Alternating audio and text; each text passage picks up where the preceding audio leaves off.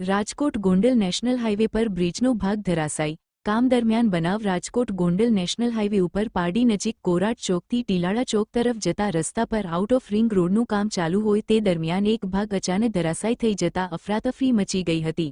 રાજકોટના નવા 150 foot road પર નિર્માણાધીન પુલનું સ્લેબ ધરાશાયી. રોડાના સીઈઓ જીવી મિયાણીનું નિવેદન. અહેવાલ સંજય પોપટ. હકીકતમાં પુલ કે સ્લેબ ધરાશાયી થયેલો નથી, પરંતુ જ્યારે 150 foot ring road, second ring રોડની અંદર રોડની સાથે બ્રિજનું પણ કામ ચાલુ હોય, ત્યાં બ્રિજના કામની અંદર કાલે સવારે 50 મીટરના સ્પાનમાં 10 મીટરનો સ્પાન જે છે ત્યાં સ્લેબ ભરવાની કામગીરી શરૂ હતી. અમારા એક્ઝિક્યુટિવ એન્જિનિયર પણ ત્યાં સ્થળ પર હાજર હતા.